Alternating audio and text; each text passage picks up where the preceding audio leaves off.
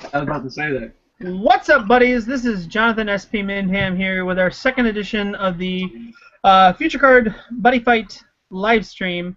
I'm joined here with a variety of special guests. Guys, this always pops up differently. I'm going to start with just who I see going left to right, and we'll go from there. Just give a nice little brief introduction. We'll start with Austin. Oh, yeah, it's to the other left. All right, hello. You may know me. I'm Austin Summers, top 8 at those current Worlds. I'm also the guy.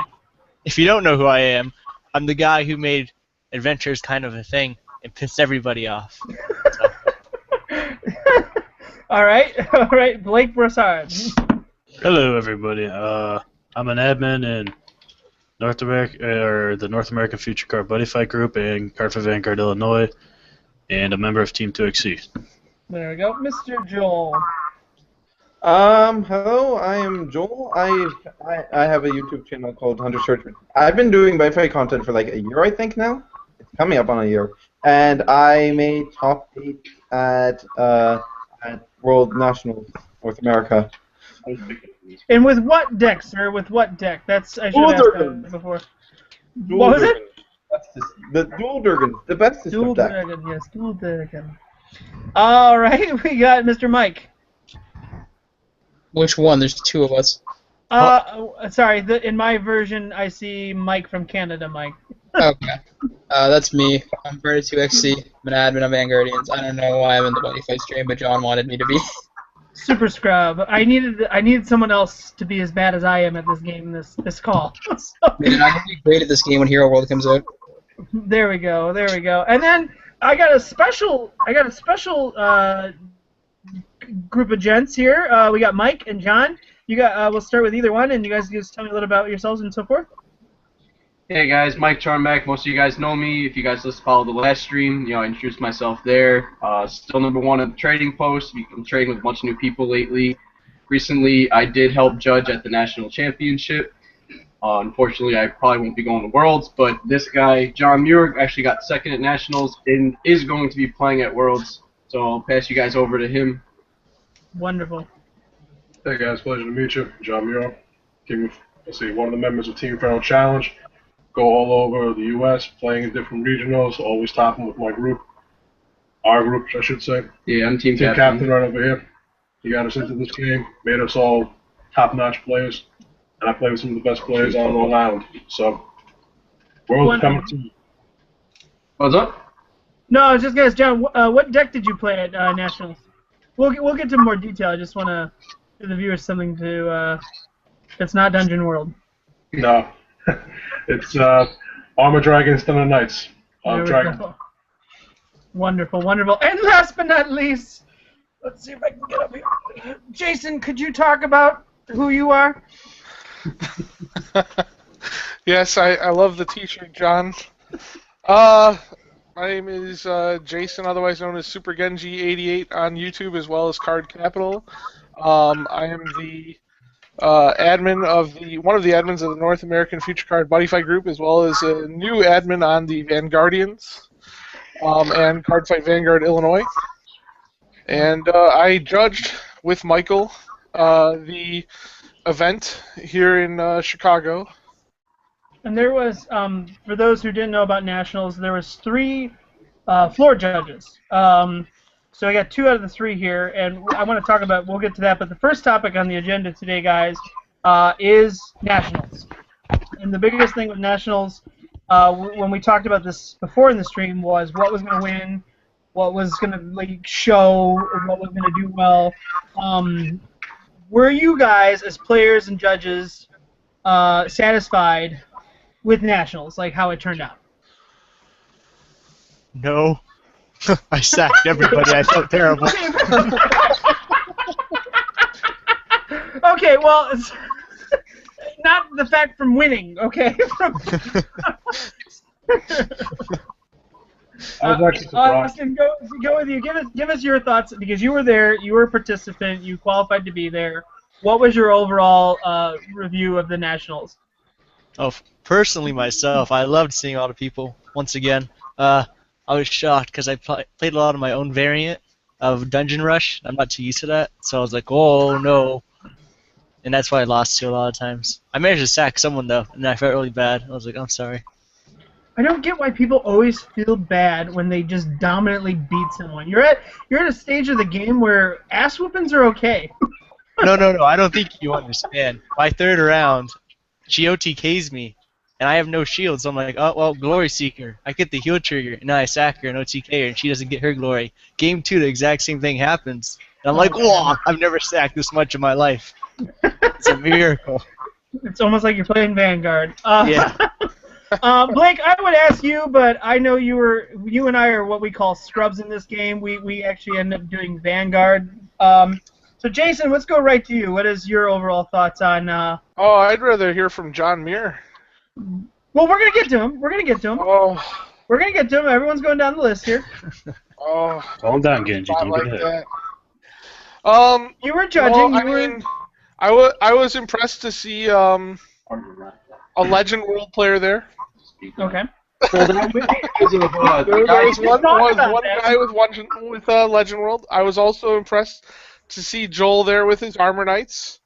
Joel made the top 8. I thought that was awesome. Bull Dragons, baby. You know, and I gotta say that top 4 was, 3 dragons in 1 dungeon, and I don't know how you let that dungeoneer escape you guys. That was kind of the disappointing thing. I mean, all great players. I hated to be right and say Dungeon World was gonna win it. Well, you could have took that to the bank. You could have. Yeah, but I mean, I'm glad that there was a lot of dragon representation. In fact, I mean, dragons represented most of the field that day. Yeah. Then Dungeon came in second. I was gonna say, do you have like a breakdown of what how many players were there again? There was 18 total.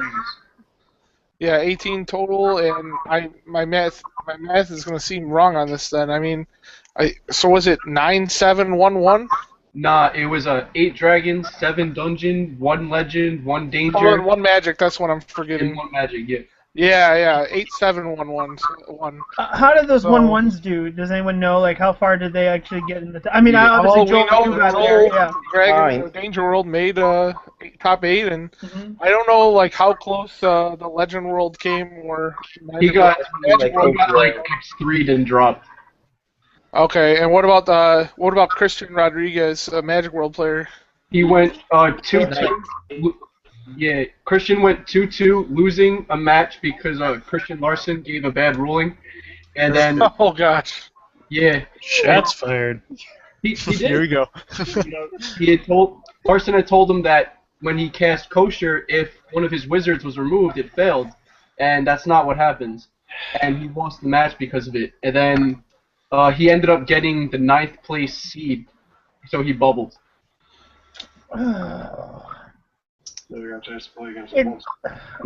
Well, just so people watching know, judges are allowed to make mistakes. Yes and no if it's if it's an obvious call or not. I mean, that does suck. I mean, that really does suck. So. What round was that awesome? That was round 2, I think. He still could have lost on the bubble. Because he would have played different people. Sounds like Mike just challenged Christian in Mortal Kombat. All right, Joel. How was your experience at Nationals? It was awesome until I got to top 8 and became a scrub. Okay, wait. You made it all the way to top 8, though. I mean, that's a huge accomplishment. You're one of the top 8 players in the country. I mean, that's saying something. Well, sorry, not country. You're from Canada, eh? So the championship. In the continent. Yeah, the continent. Sorry. That's even better. Wow. Yeah. You're gonna belittle him, John. I'm not belittling him. I'm just saying, like I said, country. I mean, like. I didn't realize during Swiss how good I was actually doing in Swiss because besides my second round, which was against John, I went 2-0 in all of my Swiss rounds, and even against John, I won one of my games. Interesting. All right. Mike, I'm sorry, I'm gonna overlook you here because you did not attend it. We'll have plenty to talk about though. Let's go to Mike. Oh, John Frost. I'm there. Sorry. We'll go to Mike and then we'll go to John. Okay. It was pretty good. It was a lot of fun. I volunteered to help out, flew up there, and it did a lot more work volunteering than I thought it would be. I was pretty tired after 4 days helping out. And then judging itself, it was a lot of fun. I got to give a game loss, which was empowering. And then it kind of sucked because in the last stream, I nominated John here to win. Gave him a shout out to everybody, and he was doing it. He was going all the way, and then last round he got sacked really hard by Arturo. So, Well, at least it was Arturo. oh my it god, could've you have been- no idea how many games of his I watched. Oh my god, like he's a good player, but oh my god, I wish I had his luck. That's dungeon players for you. Yeah. You guys all keep your horseshoes in your decks. All right, John, let's go to you, sir. Give me the question one more time so I make sure I answer it. How was that, Nats? How was your experience at Nationals? It was a whole lot of fun. I got to play against some top-notch players outside of my own community. I was really surprised. I did not expect to see half as many Dragon World players as I did. I expected to see Gold Ritter, like maybe 2 or 3 of those. I did not expect to see Thunder Knight players, and that took me by surprise. There was like 2 or 3. Was it 3 or 4? They were all Thunder Knights except for 2. All right, so it's Nathan and somebody else. Yeah, some guy playing a weird mix of like regular drum with random stuff. Looks like a Yeah, trial. those There was are- Brian playing Dragon Knights. Don't forget that.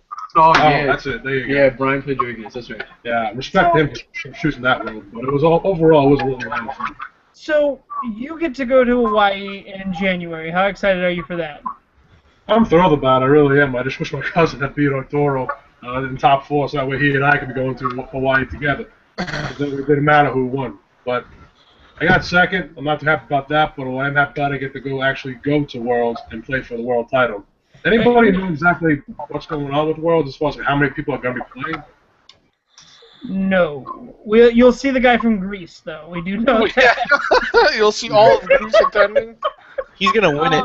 Well, Embarrassed. I feel like once we know a little bit more, like what is it? The January 25th, I think, Worlds is in Hawaii. And I want to talk about that too in a bit. But yeah, I don't know too much more about who has won other major ones. The Philippines or whatever, they just did theirs, or Singapore just did theirs this past weekend, I believe. I remember seeing Waylock reporting it and showing photos and stuff, but I didn't get a winner. I don't know what's going on or what decks won. So it'll definitely be interesting to see one that did win and who is going and things like that. So while we're on the subject of Dungeon Dragon, what do you guys think? Why do you think there were so many Dragon World players there? I mean, for a deck that has always had the most support, but has never really been like the star. Like, what do you guys think? Like, what was going through players' heads? Do you think why they were playing that? I mean, one of them you are here. Well, So- Dragon's always been extremely popular in tournament results. No matter what you see, you're always going to see a 20 to 30% ratio of people playing Dragon. Personally, however, I think, at least, I always think Dragon has a great, fantastic sideboard matchup against a lot of meta. And I'm like, I always say it. People would disagree, but I say it. That's what happened in top 8. Dragonic Thunder, Dragonic Breath. I'm like, oh no, I can't do anything. Yeah, let's not forget the Roaring / Gargantua Punisher. Roaring / Gargantua Punisher. No. I was so shocked. I was like, no Joy way. Seeker saved me, but there was no coming back. Those sad times. Okay. But, John, what are your you were playing the deck. What, like, were you playing it on preference, or what was your or like something you just love, like that's your world, or? I personally love like all the stats and everything else of Danger World. Everything's beefy and everything else. Like, when I played Vanguard, I played Paladins, so they have like bigger than natural stats. They have healing cards, but I never cared for the art. Dragons, on the other hand, again, when it came to like Vanguard, if it wasn't Paladins, it was Kaguro. So here, it was not Danger because I didn't like the art. It had to be Dragons. I just found it to be really, really awesome. And most, as far as like worlds go, they have some of the nicer SPs, and I'm an SP whore. Okay? I like you, John. I like you a lot. Must be said with the name John. It's like Anthem. Okay? That weapon just slashes through a lot of things. It takes care of monsters with Soul Guard, like Brave Drum. If you put something huge in the center, like Gold Ritter, I can now link attack with 1s and 2s, if not 3s, twice to make sure I hit numbers and effectively deal with any problem I'm situated with. I have size 3s that are extremely cheap to play and devastatingly effective. Like Infernal Armor Dragon, for instance. I drop that SOB, I can clear possibly 2 cards and still attack with him. Gargantua Blade. He's a giant wall. Ask any Dungeon World player what 8,000 defense does for them. They have most of the time they have to like link attack like with everything on their field. They don't have like 2 5K monsters, to get over.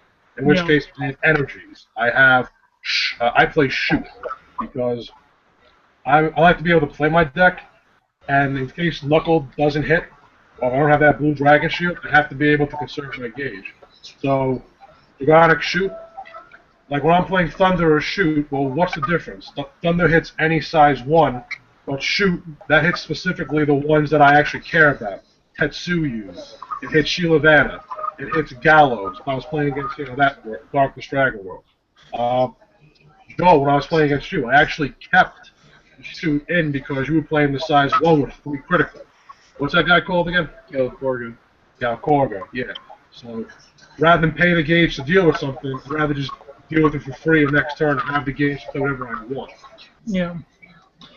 Joel, you're a one and lonely Danger World player. What was your thoughts when seeing like so many Dragon Worlds? What was your match lineup too? Like, were you playing Dungeon Dragon mostly, obviously, but like, I faced mostly Dragon actually, but the thing with there being so many dragons, I think that honestly, a lot of them were like.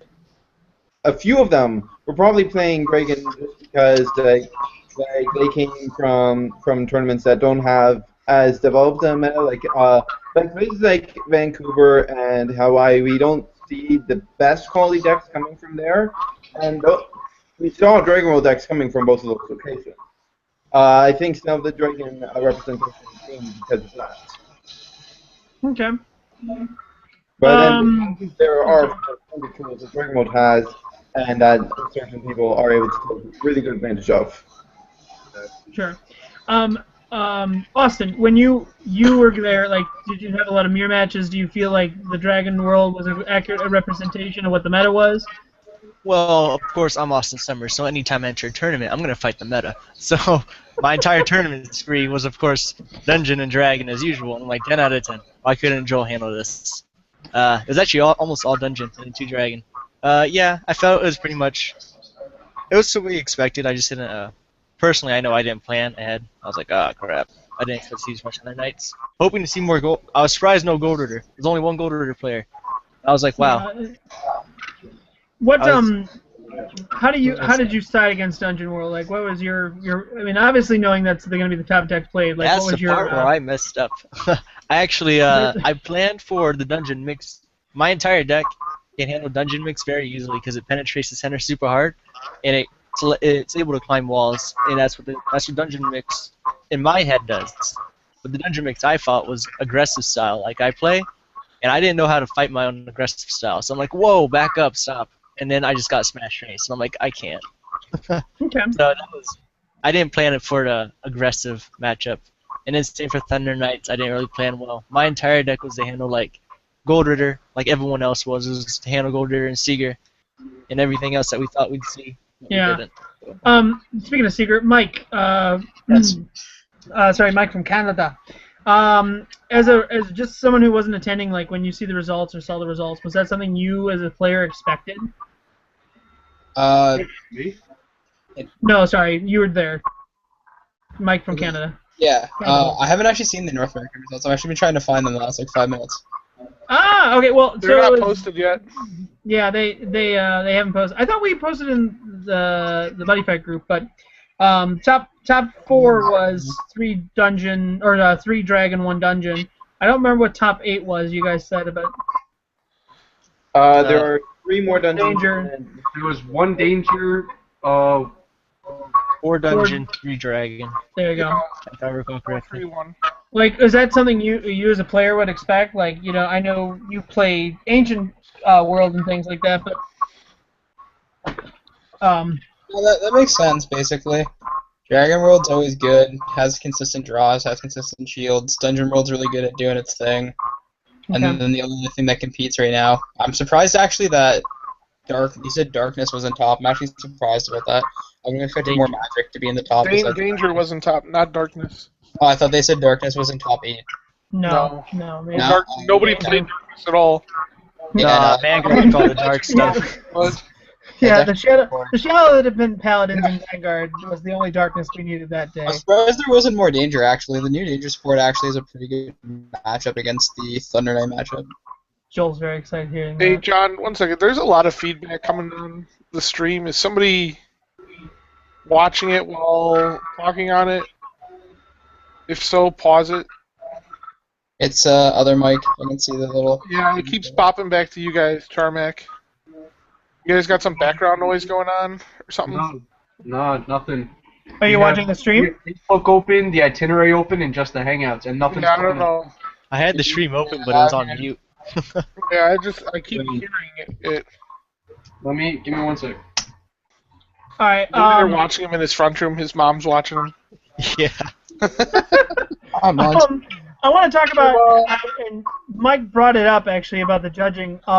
For the judges that we have, Jason and Mike, was there any weird calls? Anything that was just unexpected? Like, did you guys have any issues as far as Weird calls, any issues? rulings and things? As far as I went to Michael Charmack and asked Michael Charmack just to double check because I didn't want to make anybody's day bad. But what about what were some of the I know don't always see eye to eye with these things, so I don't want to open up a can of worms, but what was some of the issues or rulings that you were having? There weren't really a lot of them. It was more that people weren't familiar with some of the comprehensive rulebook rules, such as they didn't realize that calling a monster started a chain. The monster just doesn't hit the field, So something like I attempt to call a monster, okay, I pillar fire your existing monster on the field, and you can't stop it. So a lot of people didn't realize that they couldn't protect their own things. A lot of people misunderstood that the one counter per rule only applied to in battle. They didn't realize that on a chain, a player could have any ability, spell, or counter on a chain, and it counts as they can't respond as long as they have something on the chain. So something like Asmodai, where it triggers Dangerous Backdrop when he's called, people thought they were still able to counter. They thought they were allowed one counter for everything, but they're not. You're allowed one card, ability, spell, counter on a chain. So there was that, and then there was a lot of things that were asked were just how things resolved, like play timings. Can I do this here? No, you can't. Monster effects. So nothing that, like in Vanguard, we had a lot of standing and drawing. Nothing like that as far as Buddy Fight went. That got nipped back in last season because people were calling that in New York. I even did that to somebody because it's a higher level tournament. If I can give you a disadvantage, I'm going to give you a disadvantage. You forgot to stand. Sorry, learn to play the game. And JD was like, no, we're not having this issue again like in Vanguard. It's mandatory to stand. They're allowed to stand if they forget before they draw.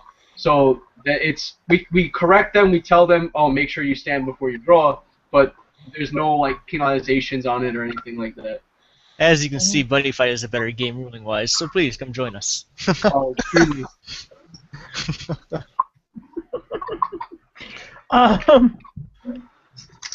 Honestly, within our community, we have two gentlemen who are very adamant about getting the rules straight and making sure the community knows, the rules. I don't know how, like, people, every time people see an email from Christian Larson over at Bushi Road, I mean, their eyes have to roll.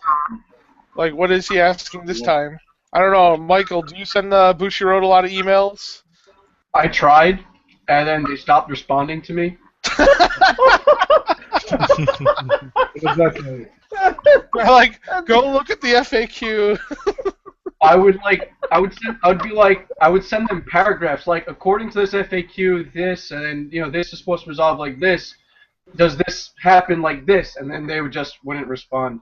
Like, please stop. Our inbox is getting full. We're tired You of try hearing Google Translate and put it in a Japanese.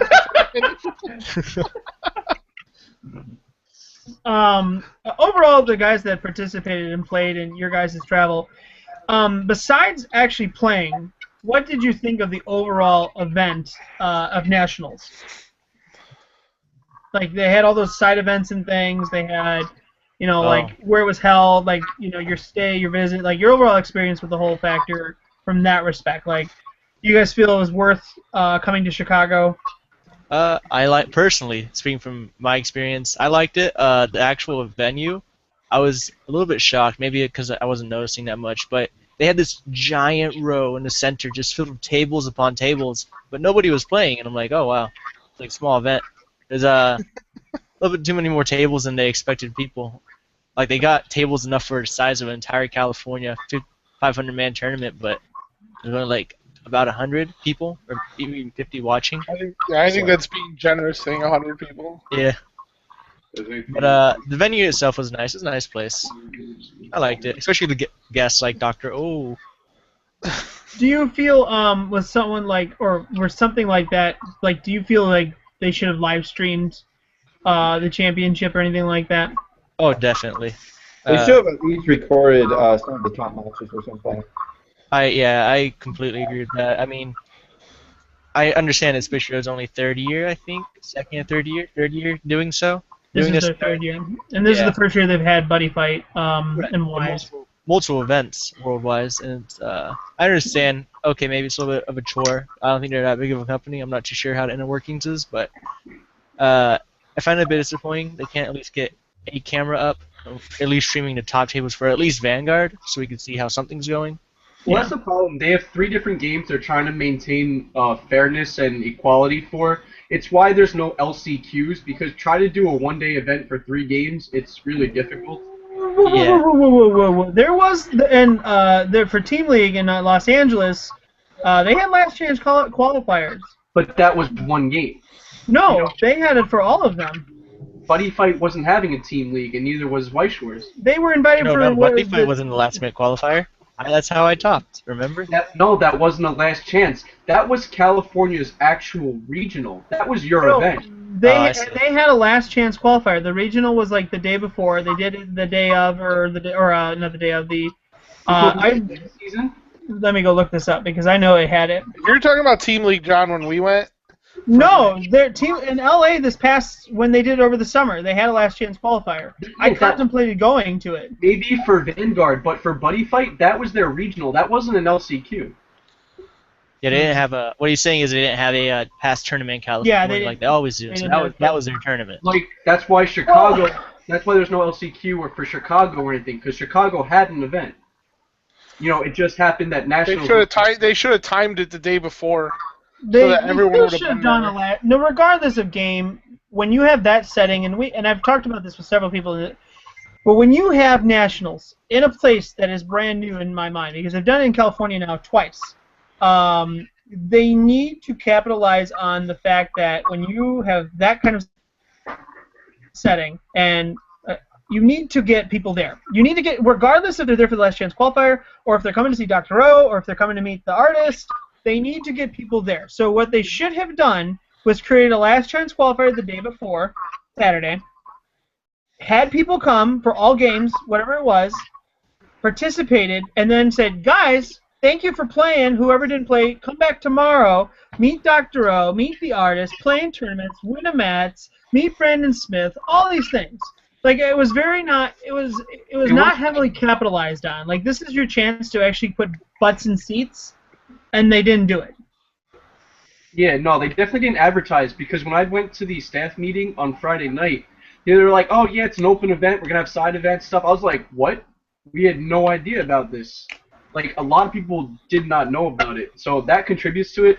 And also, having an LCQ and a regional in Chicago is kind of not fair for the region compared to other regions. No, not necessarily. Chicago's actually central location. You have a lot of Midwest states who did not get a qualifier. They'd have to have come to Chicago once, and even that, our Chicago wasn't that huge of an event. To be fair, sorry to interrupt. I'm just saying.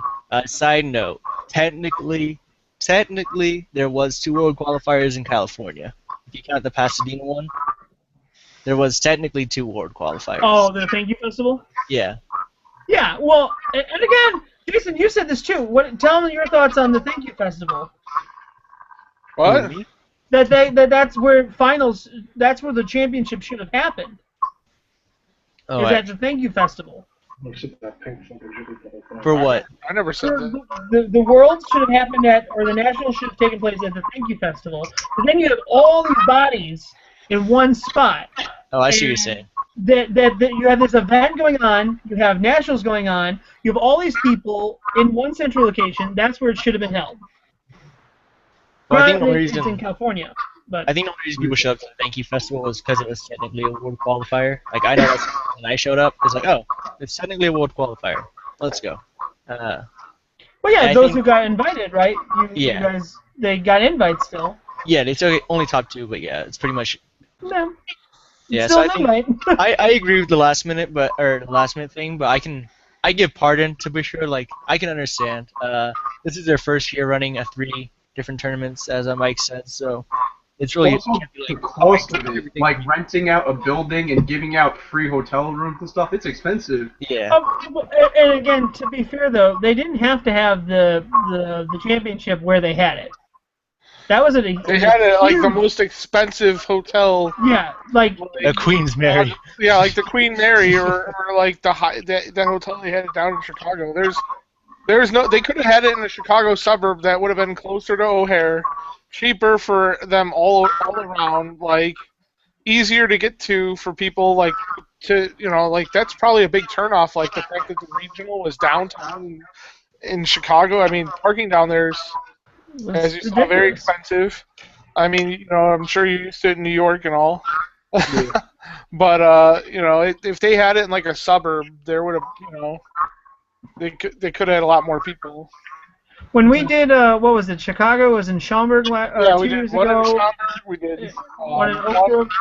Huge venues that could have easily accommodated how many? I mean, there was only 50+ people for all 3 events, kind of thing. Yeah, and hotel 16? rooms would have been half the price, Yeah, I mean, if not. I don't know. I less. feel like that was poor planning because Another thing to consider is that since it's in Chicago and not California, which is like Bushiroad's home base of operations in a way, it's a little bit harder. They have to spend a little bit more to like make sure everyone gets out there, the entire staff and whatnot, all to Chicago. So I can understand. Again, people are like, I want a different venue for Worlds. Like, well, all right, we'll give you a different venue, but then we can't do a last-minute qualifier kind of deal. Kind of like a. Ultimately, we don't know the upper workings of Bushiroad, so we can say what if, and they should do this, but we don't really know how they work. well, It's fun to guess. no. can't I mean, blame some of us Bushiroad have been doing this for a long time. I mean, like they've been around for 3 years. Some of us have been involved, and like you can kind of see the pattern in a lot of things. I mean, they went from California for 2 national championships. When they did Stand-Up Cup, that was in Florida, which was completely, out there. And then, like, they do Chicago as the national championship. I mean, not predictable, but at the same point, it's like, what purpose? Like, why Chicago for all those Just to shake people? it up.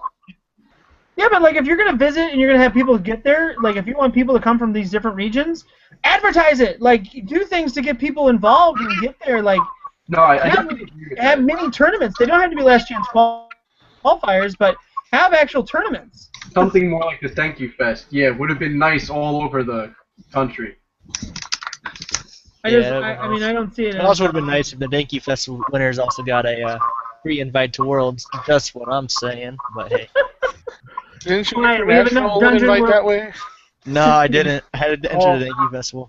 Top sadness. But whatever. All right. Any closing statements on nationals, guys?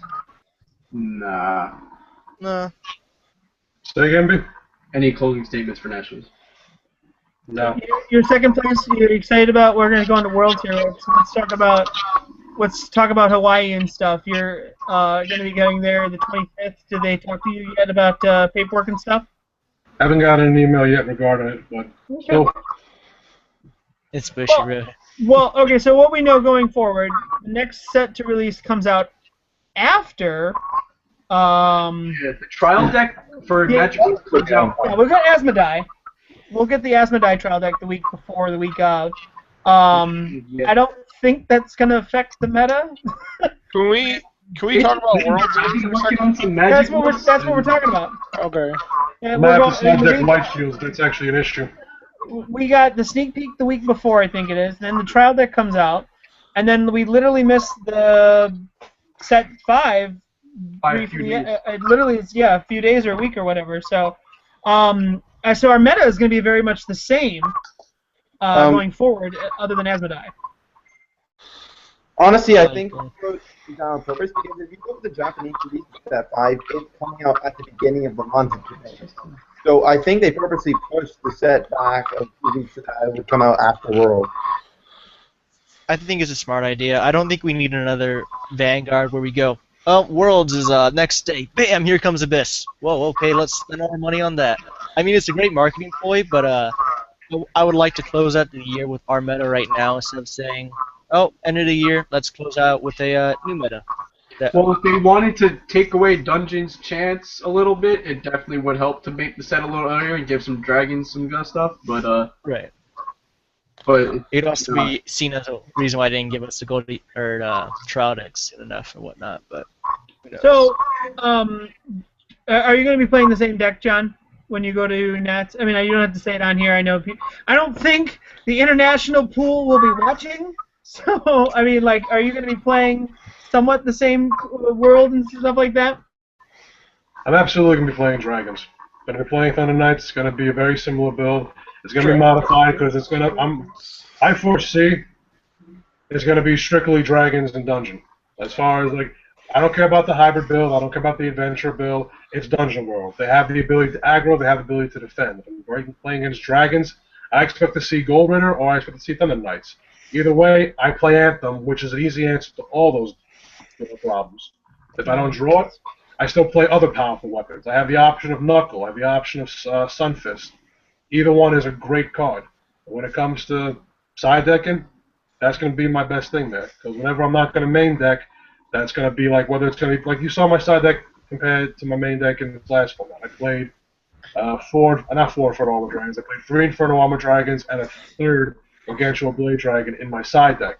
Specifically for things like Seeger of Ancient World, even Lattice. Those are the 2 things I think I have the biggest problems with. But when it comes to something like the meta, you want to have a size 3 battle? I'm playing, let me see, 6, another 4. I'm playing 11 of them. It came down, what's Danny's last name? Oh, Danny Herrera. They actually had a size 3 battle where, I don't remember what game it was, but John dropped the size 3, Danny dropped the size 3, John dropped another size 3, Danny dropped another size 3, John dropped another size 3. It was just that every turn they were using this size 3. Gargantua, Inferno, Gargantua, Inferno, Gargantua. Is like, okay, you get the point. Like, oh, man. Yeah. And then Danny dropped the 3rd Gargantua. It's actually quite funny. Through the bastard It sword. just doesn't happen in this game that often. And since they both pop each other with skills, it's like, oh goodness. They must have a lot of gauge built up. Oh yeah. Well, by turn 2, you have 4 gauge, and each of the size 3s cost 2 gauge for the most part. Yeah, that's why I said I play something like Dragonic Shoot as opposed to Dragonic Thunder. I'm saving that gauge, allowing me to play things like Anthem and constant drop in size 2s if I need to. But yeah, I'll be definitely playing my Thunder Knights. That's a given. Good to know. Good to know. So what do you guys think? I mean, we're saying Dungeon World again. We're here in Dragon World. Do you think there will be some crazy deck in there somewhere? Well, it's only going to be 4 people, I think. At this stage of the game. Well, I think it's going to be 6. No, it's going to be at least 6. It's going to be at least 6. You have the European, you have the America. Is the starter playable? And I only get 1. The what, Mike? The Asmodai starter? The starter deck will be playable. It'll be out by then. The European Oceania Nats only get 1. I don't think it's super real. Hold on. I'm sorry. Joel's being interrupted. Say that again, Joel. The Europe and Asia Oceania nationals only get 1 person qualified from there, so it'll only be 4 people. Really? Yeah, unless they do a last minute change, like it's What about anyone? What about anyone from Japan? I mean, do do they bring anyone from Japan to play? I mean, it is quote unquote Worlds. No, it's not that big a world. I can't even believe what I'm I hearing. mean, they do that for Vanguard. Why have it in Hawaii then for 4 people? I'm just waiting for the Asia. Yeah, Has the Oceania Nationals actually happened yet? I don't even know. That just sounds to me like that event will be over like in an hour. Like, I mean, it's like $800 for 30 minutes. I'm really Best like, prostitute ever, I guess. like at least you get to be out and go maybe to the beach after the whole thing is said and done. Yeah. Yeah, you have time to do stuff. I can't even believe just thinking there's gonna be 4 people in our world championship and 2 of them are from this United States. Yeah. And they're both on my team. Yeah, well, Maybe your team has a good chance of winning then. Unless you know that Greece. I'm telling you right now, I'm gonna let's do a little bet on that, and Greece is gonna come out of left field. Got the XPs. Nah, it'll be the Dual Dragon player who qualified for the Asian and that's. I want to see him win. Is that who? So there Europe was a only gets Danger World 1? player from Asia that qualified? For North American regionals? No, you said from the Asian Oh, yeah. nationals? Yeah, there was a guy in the Philippines, I believe, who qualified with Dual Dragons.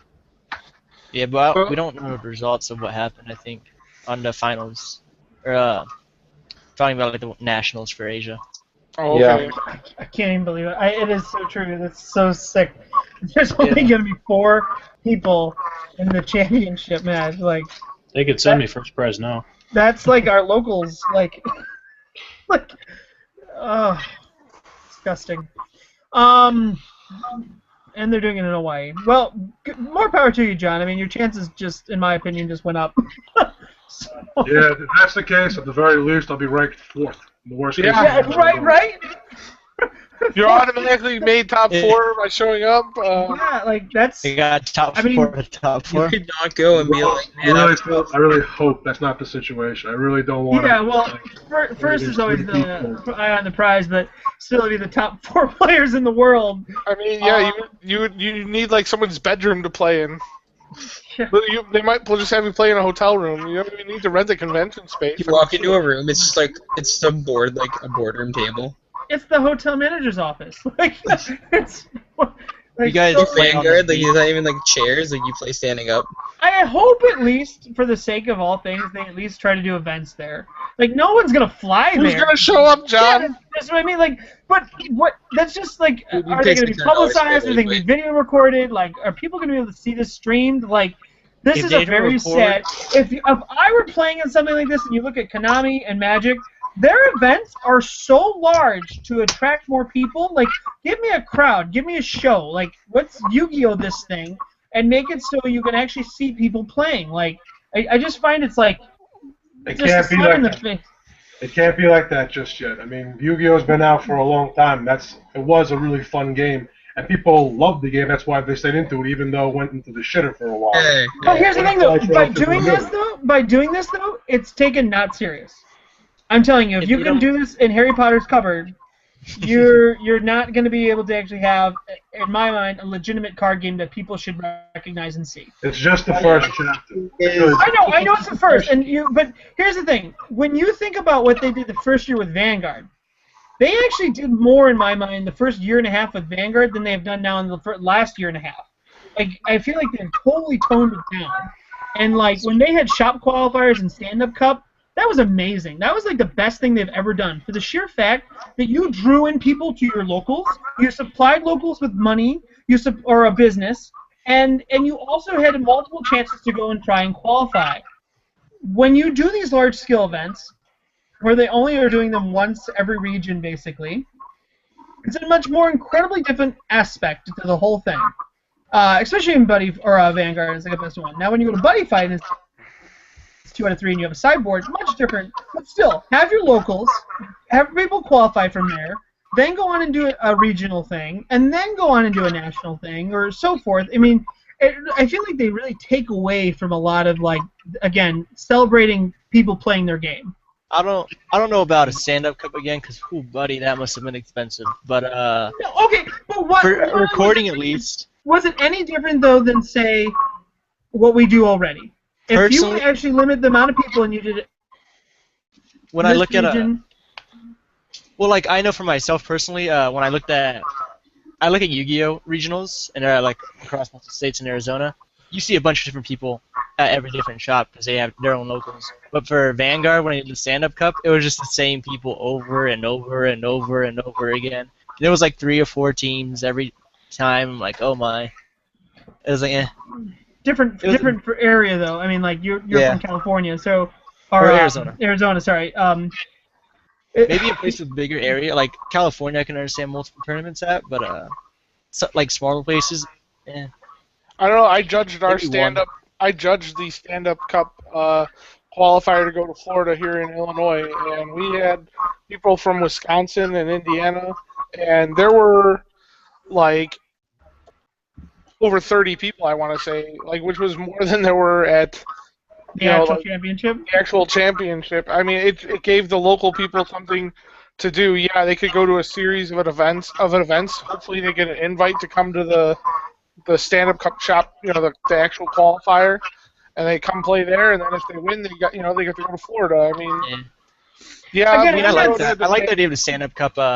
I personally, I don't mind if it happens again. I just know for sure it did it again, they'd probably have to cut back on the free flying tickets and whatnot, free hotel. They'd probably have to cut back on that, honestly. if they But were to do nothing that. changes though. They're just going to be better about how many people get to go. If they Yeah. were to go, okay, you got a shop qualifier, and then all the shop qualifiers in one area, say Chicago, say Thank You Festival, think New York or whatever, all get together, and the same amount of people win. You're just cutting down how many people they have at one large function.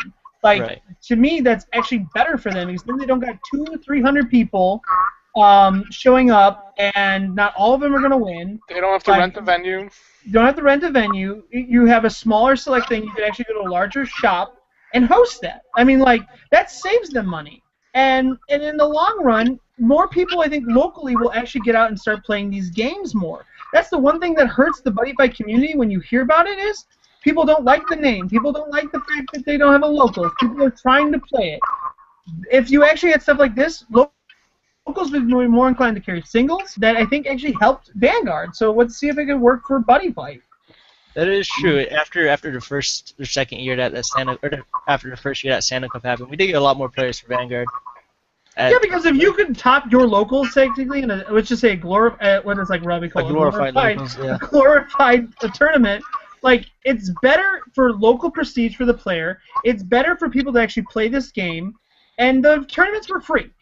Like, so no one should have an excuse not to show up and play. Yeah. I don't know how. I mean, I'm rambling, guys, and I hate doing that. I hate taking up the time. But how is it done in Canada, guys? How do you feel like Joel and Mike? How do you feel it's done? The events there. Like, do you guys have a good locals? Do you have locals at all? Man, I just want to have the spring event this time. Yeah, the stand-up cup, right? Because The equivalent. Or not because well, not last year, spring, because we didn't even get any event in Toronto or in Ontario at all. If we wanted to participate, we had to go down to New York, or we had to go to the other side of the country. Okay. My Mike? locals is probably like my locals should be really good, but it's probably one of the worst things ever. So my locals has the person who won Canada's regional, Simon Van. Yeah. It has 2 other people that came top of that tournament. It has like all these people. However, we've only because we live in Barrie. That locals is it's about an hour and 45 minutes away from us. So sometimes Simon Van bugs me to show up. We all me and 3 of my friends drive, and you know how many people are there? 4 people. Us and Simon Van. It's Worlds. Isn't that worth your hour and a half plus drive or your 3-hour round trip The drive? school refuses to do a tournament without 8 people. We Oh, drove for nothing. We get no promos. We get nothing. Yeah. no promos for driving 3 hours? Yeah. No, like they don't give a fuck. That's the problem. They don't give I a frick. think you need a new locals. Sorry. When I'm it was, looking when it at was your winter- card shop, Mike.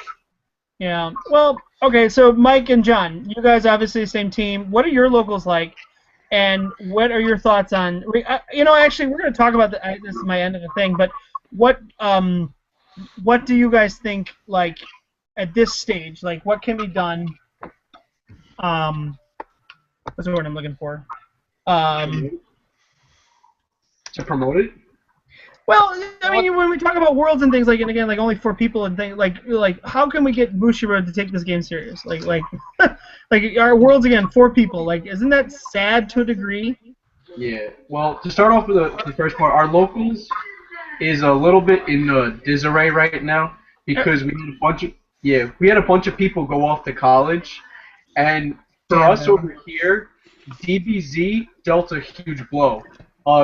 People started, like, DBZ came out, and people started playing it, like, really big. One of our locals already has 20 to 40 person tournaments for it. I hear that. Oh, wow. Yeah. The problem, like, and the game came out right as we were building a lot of momentum for Buddyfight, Weiss Wars, stuff like that, and then DBZ came out and just blew us out of the water. So right now it's a big problem trying to get new people in, and our Friday tournaments have kind of teetered off. But we're managing to get some Vanguard players on Saturdays to get more into the game and start working on it. So that's always a good thing, but it's a little tumultuous right now. I can't even believe that game is back. It came back with a bang. I was like, oh wow. It really did, and it's like I've actually played it. It's not a terrible game. I don't think it's the most balanced and fun game, but it's not bad. Can I expand on that? Sure. What? Yeah. With the DBZ, and this is funny, people in my area have been playing Vanguard since the game came out. We have at most 8 people. DBZ just came out again. We already have 17. Yeah, no, like I said, my locals too. We have 20 to 40 people. That's yeah, and a lot of it is because a lot of people who used to play DBZ and collect, all the cards are legal. They just gotta rebuild decks with the new rules. Well, not all the old cards are legal, but most of them are. According to the company, they are. The website says you can play any of the old cards. In the first tournament they ran, people won with some of the older cards. Oh, I didn't know about that. I was told only certain cards were... certain cards were reprinted, but all of the old ones are legal. Oh, alright, yeah, I didn't know that. Yeah, it's ridiculous. I'm gonna get off Dragon Ball Z. I'm gonna go make North America Dragon Ball. Get off on some balls. Yeah. Let's change topics, guys, to our fun. I want to say it correctly. Golden Buddy Pack. Absolutely based. I love the golden. John, you're shaking your head no. Is that because the value of cards is going to fall? I don't care about the value of cards so much. To me, I have one friend who put this like this. They're fake rares. Like I love SPs. Okay, I think they look so pretty. Take a look at Legion rares in Vanguard. They look fucking gorgeous. Even some of the sign cards, like dope. You will rise again or stand again, never fall. However the fuck it's written. It's awesome looking.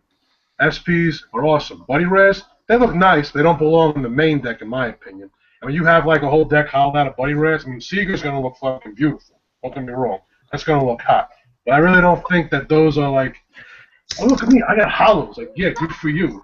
I got SPs. I mean, these you get like 4 in a case. What do you get? 1 in every pack you get a buddy rare? Good for you, pal. Yeah, but you're supposed to be... It's like that pig jiggling across the background. It's like... It's almost like the hidden... Yeah, the way he talks about SPs, I think like women or something. He talks about them like women. They're so hot. Oh, but they are, baby. They are. Now he's gonna like testicles, what else? Gargantua blades. I can go all day. Aren't those buddy rares? These are all the ones that are not in my main deck. Okay, I'll have those golds here in a week or two. yeah, exactly. All right, I'm gonna go down the line here and I already got John's opinion on. Oh my God! Look, it's glaring on him. It is. It was the gold. So the gold was glaring on his face. Gold is so real. All right, Michael. Your thoughts on the buddy pack, golden rare pack? I'm really excited. He's gonna punch you if you say something bad. I'm really excited for it because it gives support to all 8 of the current worlds, so I'm looking forward to the Magic World support mostly. But also, it's gonna be cool to see like the buddy rares, because I believe on the Wikia it says that most of the buddy rares have alternate arts, so that would be something interesting to see. And then I also am very interested in the fact that it's a version E, so they modified it. We're getting 4 cards from the double trial deck instead of getting the double trial deck. So I'm interested in what the 4 cards are. We know 2 of them are the Drum Bunker and Astrolux, but I'm really hyped up to know what the other 2 are. Blue Dragon So Shield? I'm looking forward to it. All right, Mike from Canada. What are your thoughts on the pack, the golden pack? So I get to just improve my 5 buddy rares with 10 more buddy rares. So not actually gonna run them all, obviously, but like it's just gonna be pretty. Also, just like some of the exclusive cards, they don't even seem that. I don't know. Like some of the cards they've announced so far as the exclusives, like the ones that are new to the pack, don't seem that great. However, they confirmed the text for Amigo recently, and it's hilarious. I love Amigo. Oh. Amigo is broken. Wait, Amigo. I haven't seen it. What's it do? Anyone ever play the World of Warcraft card game? Yes.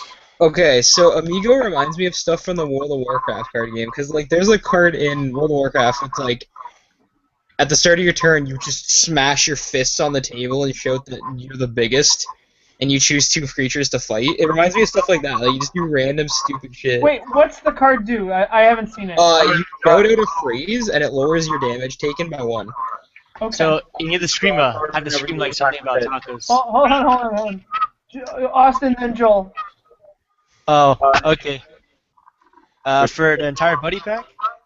No, you guys were talking, but it was at the same time, so... Oh, I was just saying, it's all good. Eagle's effect, it's, gosh, I forget the first part. Oh yeah, it's whenever it attacks. It's pay 3 gauge, it has like 6 base, or defense, and whenever it attacks, you draw a card. And Okay. then, second effect is, you shout something like, Ucho Idas Tacos, and then you reduce damage to 1. And it's like, oh. I won. All right, Joel, what is your opinion on the buddy? We'll get back to you, Austin, but what is your pack or thoughts on the pack and the cards? Just on the golden buddy pack in general. Broke up there. What did you say again? Just on the golden buddy pack in general. Yeah, no, the card, the Amigos, the buddy pack. Yeah, it's your chance to. I'm really excited for it mainly because of the reprints, like stuff like Demon and Asmodai and Nimrigitsune. That stuff's getting reprinted is really great because of the sets that they came out in and how much supply there was for those sets and whatnot. But I'm also really excited because it's like a Fighters collection. I want more size 1 Dual Dragons, please. All right, Austin, we'll go back to you. What are your thoughts on the overall buddy pack, though? I absolutely love the Golden Buddy Pack. It's like Fire's Collection for Buddy Fight, and Fire's Collection was amazing when it came out, and now we're getting it on time. So it's not like, oh, it comes out at the very end of format when it doesn't matter. It's coming out when it matters, and decks don't have support, and we need it bad. Danger World is getting most support for both their races. Same for Dragon, Legend, Arch, everything. It's beautiful. And I love it. Because I love seeing that getting support, so for something like, and it looks like quality support. It's not like garbage support. Well, except for Dragon World. Dragon World might get garbage support. I want that Dragon World card in Danger World. I want that Dragon World card in a Dual Dragon. Blake, what are your thoughts on the Golden Buddy Pack? I like it. It's gonna be a nice little addition. Give some buddy rares to people who can't get it, like this boy right here. All right. Is that even SP? No, shut up. John will smack you. Jason, your thoughts on the Golden Pack? Yeah, I mean, I'm torn because, yeah, we're finally getting reprints that will devalue cards that some of us spent $20 a piece on, or more, or, you know, so, but at the same time, it's really good for new players who haven't gotten into the game or want to try a different deck, who can't afford the Asmodais, or can't afford the Tsuchikages, or, you know, the Evil Heart, whatever name is, Yamagitsune. So, I mean, it's good for new players. It's good for people who want to hollow out their shit with fake howls, I guess. Fake rares. Fake Yeah. buddies. Fake buddies. I couldn't get a real buddy, so I got this fake buddy. But I paid him to be my buddy. I He's paid a him. buddy fake. Well, You know, the thing is, like, once people, I mean, the beautiful part about these cards is, like, since the buddy fight community is small to begin with, you're not, these cards will still have some value. People aren't opening, going to be opening boxes and boxes and boxes and selling the singles. But Like, Jason, they what? might be, because when I talk to people online when new sets come out, people crack this game like crazy. Like, I was talking to somebody, and he was like, where are all the singles? well, he was like, I need these cards. And I was like, okay, I have some of them. He's like, all right, let me see later. I'm getting 7 boxes. And that was after the set came out. People buy boxes. People get cases. People buy a lot of this game, not just singles. So they But might. that's the thing. It's like, you have to buy the game because you can't buy singles. The only people you can buy singles from is like a limited time at the vendors for when they first crack them, and then after that they have to go to Michael Charmack on Facebook and trade with him. Those are the only 2 legitimate places that you can get the cards reliably. You either go to like Jeff Wiesa or the Game Eduardo. Capital or Ideal 808 or Strike Zone Online. There's a couple cool stuffing. There's like 4 stores that sell the cards, but once they're out, they're out. They don't reopen. They don't restock. Michael Charmack is constantly restocking his shop, so they have to go to him. I mean, like, we need more people with more cards. I mean, yeah, people have to buy the boxes because they can't buy the singles. But if it were up to people, I mean, like me, like I'd rather buy the singles than buy cases and boxes and stuff because it's more efficient to me. Well, And if more people were opening the product and selling it, singles would be cheaper. But because they're not, we actually have $5 uncommons and things like that, which is good. my thoughts on the Golden Buddy Pack are I hate it. I hate it. I hate the whole concept. I hate what they're doing. I understand the cards need support, but how about we do this? We actually make it an effective set to give them support. Stop making some crap thing that's going to devalue our cards and not do it legitimately what we need. Well, I counted it out. They were getting 44 cards. I counted it out, and math is correct. We should get 2 support cards Let's for put every this in race. context. John just bought his 5 Asmodai SPs. Okay. I don't even care about that. I care about the sheer fact that, and actually, hold on, because John will appreciate this. I care that the fact is that they don't do what they're supposed to do as far as giving. They really need to actually invest in giving us the stuff we need. Like, where's our hero world? Where's the support? Well, we could actually. We don't know 2 buddy rares of the new set. There's 2 Okay, more I than 18 understand what missing. you're saying, but that's Could not get support. That's a spoiler. That is what that's all that is. They Right. need to give us the ability to actually want to invest in creating reprints. Okay, it's good for people in the respect, like Jason said, allowing people to join the game. But those who are playing are playing. How you're going to build this game and make people want to play it is actually creating tournaments, actually having locals, actually doing things to invest into the player base. Not giving me a crappy set that's going to give me a fake buddy. I need to comment on that. Yes.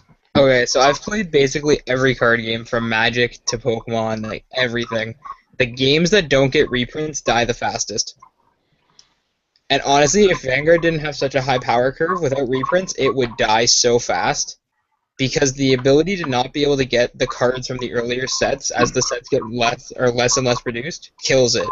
The reason and stuff like that stay at $20 is unhealthy for these kind of games. Like, it'll kill out because there's not enough people playing it, and there's so little secondary market. Games, though. Yu-Gi-Oh! Didn't start even reprinting until a few years ago. Incorrect. Now they reprint reprint everything. You reprinted stuff from the start. Starter Decks did it, and that's the problem. Is like. Yeah, but they didn't even half the time the original Starter Decks didn't even have shit in them that mattered. Like they were reprinting one. Yu-Gi-Oh's a whole nother animal. 'Cause they have a Hell, even Magic the Gathering reprinted its first 3 sets. Because they kept running out. Yeah, because they kept running out. Because it's. That's not a reprint reason. That's because they want to make money. Like this though, because you can't say you have a Magic World deck and you invest everything in a Magic World deck. You can't take the staples in a Magic World deck and use them in a different deck. And that's where there's a difference between Yu-Gi-Oh, Magic, and Vanguard and Buddy Fight. Vanguard don't even say that. need to have the resources required to play these clans and worlds available, which is like, I feel like, with especially the fact that we had 2 different Dragon World starter decks that came out, there was no reason that Blue Dragon Shield should have been a $10 rare up to this point, considering we had a starter deck for Dragon World printed 4 months after the game or the set 1 came out. There should have been a reprint of that card. I agree. Yeah. I Yeah, agree with well- the reprints for this game. They are actually required to get some key cards like Asmodai. El Quixote isn't the biggest thing, but it's a fun thing to have in your back pocket. Exactly. Like, I The feel like evolutionary forms of Seeger, those are also nice and pretty. But as far as the devaluation of your cards, look, these buddy rares, they're going to have their own value, but something like an SP Asmodai or an SP whatever, they're still going to be difficult to get, so they're going to hold their value because exactly. It's not gonna kill the triple Rs. It's only gonna murder it's not gonna murder the SPs and stuff. It's only gonna hurt the triple Rs. And even then, people will still rarity hoard and want the triple Rs. I know personally, I don't care if it's gold. It could be common foil, it could be common rarity for all these new cards. The only reason I enjoy it is because we could be getting another extra booster where it's a bunch of dragon support and then a few other clans that got a few other support that doesn't really help. Like when Seeger came out, I think we got Katana in an extra booster and it didn't do anything. I was like, oh, okay.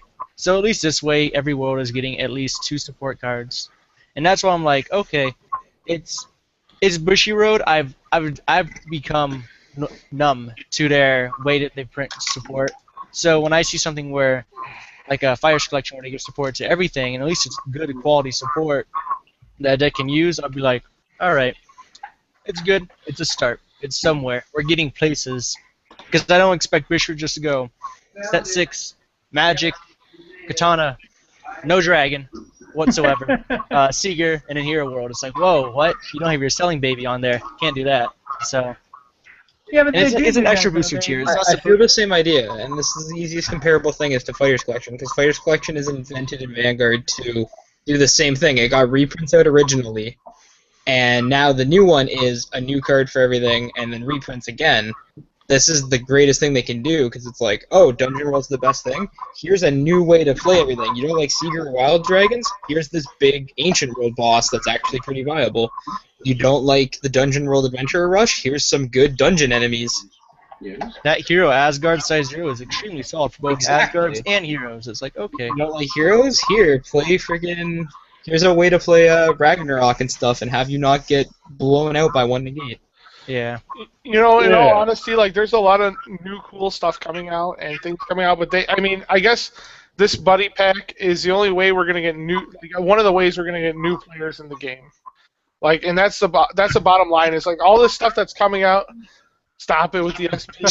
there's not much I care about that buddy pack. It's like, yeah, look at this. Yeah, that's like 5 buddy pack boxes right there. But anyways, the thing is, like, it's cool that they're doing stuff like we have a lot of stuff as veteran players now to look forward to that are coming out and keep us entertained with the game, to keep us in the game, but we need a way to bring new people into the game. And I guess this is the one thing they're maybe trying to do that, and hopefully I want to see it succeed. Like, I want new people playing this game. And I don't know how to do that on my own. It's kind of like a tin. It's like a tin reprint in Yu-Gi-Oh! Or so on and so forth. I mean, it's bound to happen, and I think it's better than just getting another extra booster that doesn't do anything except give, like, for example, let's say this extra booster is replaced with a Hero World extra booster, which everybody wants. But what if we got Seeger quality support where it's kind of and it's kind of effy, and then we get a majority of dragons in the set because every set has to have dragons in it to sell, because that's how Bushiroad's buddy fight plan is, sadly. And then let's say there's a few Magic World cards in there for no reason that don't do anything. That'd be like, well, okay, we got absolutely nowhere and it was a waste of our time. At least this way we have a chance for every single race in a deck to at least get one solid card, so they could potentially get places. It's not a magical cure, no way. Extremely not compared to the way Vanguard handled it, because it was a boss unit. But it's a start. It's somewhere. We're getting it. And for the gold rarity part, it's a little bit silly, but I have to admit, buddy rares, make people flip out. At least from what I've seen, people love buddy rares. They're like, oh, buddy rare. Ah, yes, I can use my buddy. Whoa, and they go crazy about it. So The problem with the buddy rare though is you only need one. Like that's what they strive for. So it's like making a whole hack around it. It just is like. it would have been cool if it was like a Weiss box where it was like an alternate version. Like every box was like I mean, if you would have made that would have them been cool. art But in a buddy rare, yeah, awesome.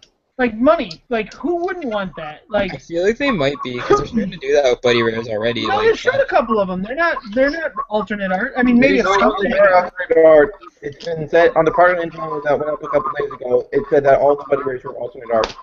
yeah, they That's all awesome. are gonna be alternate art. Sweet. That's awesome. Well, even better then, because at least that will create a drive for older players to buy the set as well. yeah, I was gonna say, where did you see any of them? Because I haven't been able to see any of the reprints. They Only have the reprint. CMB Singapore, I think, has a whole thing up on it. They have Where the I was list, but looking not at what we're getting. Not images, just the list so far. Which is Yeah. They showed the grade 0, I thought, too. I thought it was for Legend World. well, yeah, that wasn't a buddy We rare. know That- the Good reprints job, are Ray. 6 of the new cards. Only 5 of which have a translation. Well, actually, we know 12 of the new cards. Because there was a special promo pack in Japan, 6 cards, that is pretty much a preview pack for the 12th thing. How come they have not? Nobody's updated the damn wiki. That's what I want to know. That's what I was just looking at. I'm like, Like, it says 4 new cards on here. Like, how come nobody's updated this thing? What's kind of funny is that they have What's the 3 wiki? pictures of new cards in the comments that aren't actually added to the list. I mean, it says we're getting 42 new cards, so 2 John, cards for can you every link deck. me or whoever has it, the link to the people at the list? Hey, Jonathan, what if the alternate art for the Asmodai Buddy Rare was Nurse Modai? Oh Yes! my goodness. Okay, I would invest. I would invest. Okay. Okay, but the slim chance that actually would happen would be like. I mean, this Very, says very we're slim. investing in no matter what for the new cards, but I mean, the buddy Yeah, rare is well- just kind of like the icing on the cake. I mean, if they were to go, there's Hero World in there, I would invest. And I have no clue as to really like if I want to play Hero World, but that's something new that people are gonna want. So it's profit. And people love Hero World. Yeah, I mean that automatically Honestly, it's one of the more sought after clans from people as Do far you as think wanting that to Hero play. World will bring new people into the game? Yeah. I think so, and I think we're gonna get it really soon. We have to, because Paroco's playing soon, and they're giving us a lot of hero hints. So it's like we have to get this eventually. Like The set 6 Power Ranger? or The X-Men. Power... Sorry. No, No, I go was just finishing up. Like we have to get it soon. So Yeah, my bad. No, Mike, the go ahead. Power Ranger theme that there seems to be following, like Megazord, stuff like that. People like that, so that actually might help us counter the DBZ. But people like that, so I definitely think Hero World will bring in a lot of players. Kind of like how Dungeon World did. It brought in a lot of people. I know Seeger did as well. Of course, think- everyone likes giant robots. Who doesn't like giant robots? I think Hero World is going to be bringing I a love lot that of money. Like, watch that thing I just linked. It's funny. Oh god. It's not. Oh god, it's funny. All right. Oh, it won't let me link it in the damn chat. Let's go here. All right, Golden Buddy Pack. Anything else on that? Any other final things you want to talk about? I have 5 Buddy Rare Alright. demos. And Seekers. And I kind of have a little bit of a continuation from my previous thing, where I was saying, like, with reprints. All right, go ahead. I almost feel like games like Vanguard and Buddy Fight should do something closer to what Yu-Gi-Oh! Does with the Battle Pack. Yeah, well, the biggest thing that I think Bushiroad fails to do, and if this is true what's going on in the Buddy Pack, with Vanguard, they should make more alternate arts, for sure. Like, the hands down, like, that is something that they should do because people would buy. Imagine an alternate art liqueur. Like, I think they would drive people insane. My example, though, like, and why I say the Battle Pack and not, like, tins, because tins are to distribute packs. But Vanguard, there's no point to reprint packs because there's no downside to getting them from packs that were in a tin. There's no first ed in Vanguard.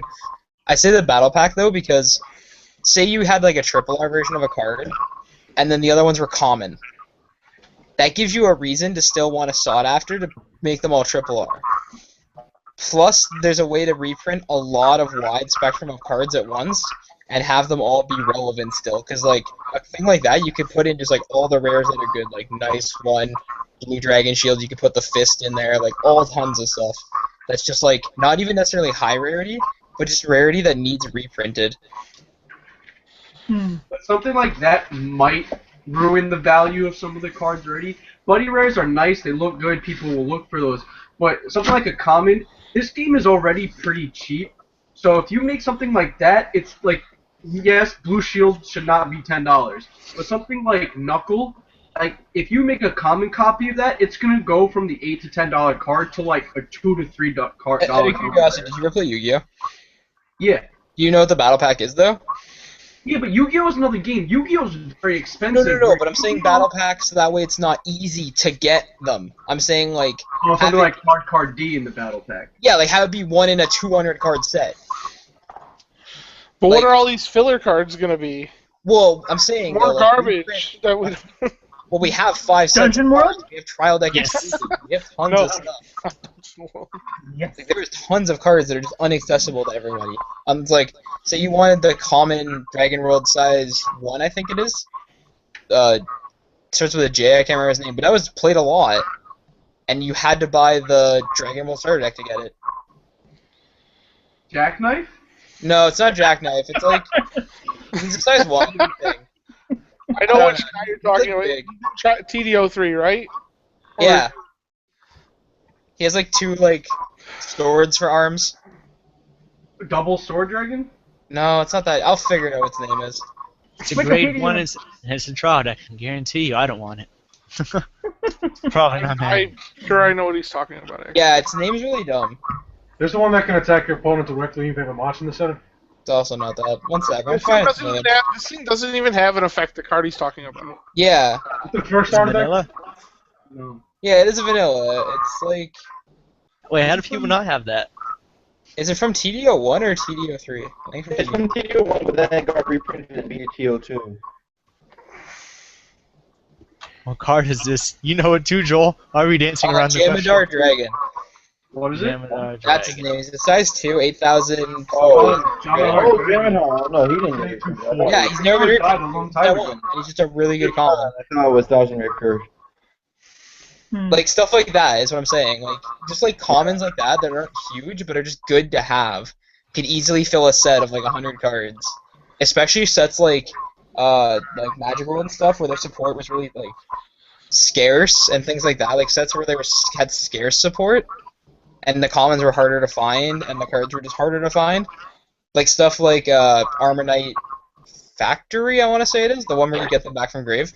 A Formation. good one would be nice one, for Armor example, for Magic World. That'd be a nice reprint, which they're doing. But they are getting a reprint. Yeah, exactly. That's what I'm saying, which they're doing. So it's like, But again, we're getting reprints through trial decks, which like if you only wanted nice ones, you're spending $20 for a nice one at a time.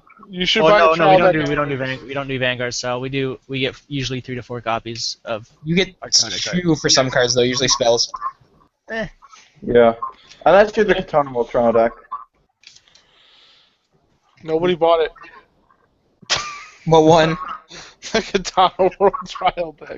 There's no reason to. All the cards were garbage. There's only one trial deck you ever need to buy in this game. I'm pretty sure we've already covered this. It's And that's called the thing World too, trial is what I deck. was getting at, where like the reprints kill games like this. Like, if the Katana World starter deck came with Tsukikage and his evolution, it would have sold.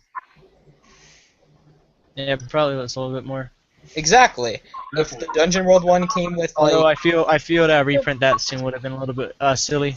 well, The biggest thing with this game, though, guys, and the one thing that attracts people to it is the cards are worth money.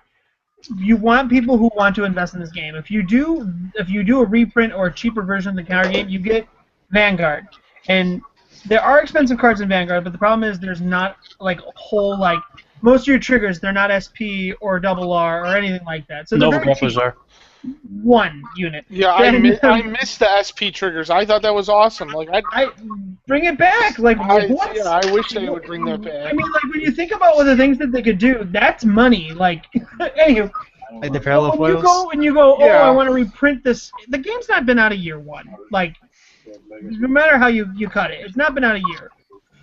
There are still accessibilities to these sets.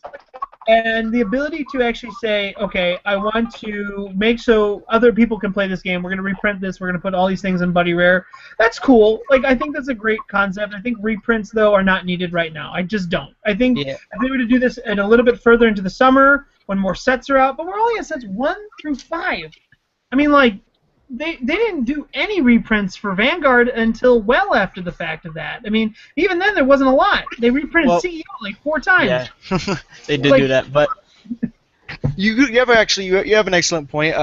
And because of that reason, I feel that we should not do majority reprints like Yu-Gi-Oh does in Battle Pack, because the reason they have to do it is because they give secret rares, and then they have cards that suddenly become $50 cards overnight because of a certain format. We don't have that yet, so we don't need to worry about that yet. I think the way handling it with the Golden Buddy Pack, I think personally is fine. They're only reprinting triple rares, triple rares.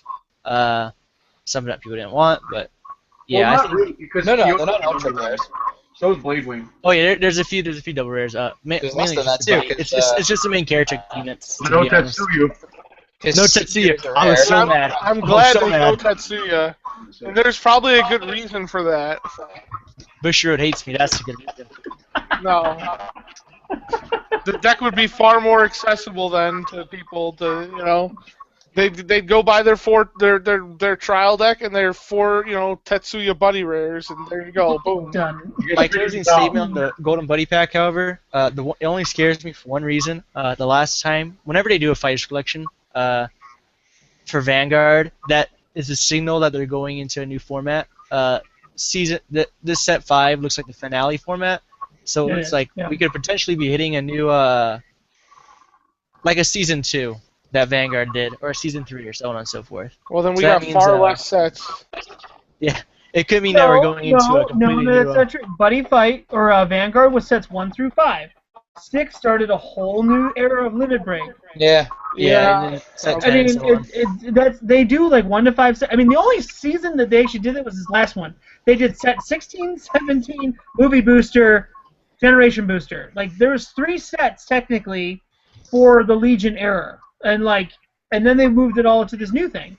That's the only time that The only they've reason done that. it feels like it's out of order because it was out of order. Like we got 1, 2, 6. You know, like 3, 4.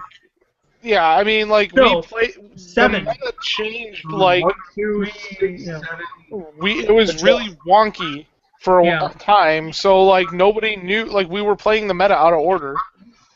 Yeah. I just don't want to do anything radical like a Limit Break. Like every deck now gets an extra deck for their Buddy Fight decks. It's like, whoa, hold up, we're just getting started here. Let's not get crazy, Bushiroad, for set 6.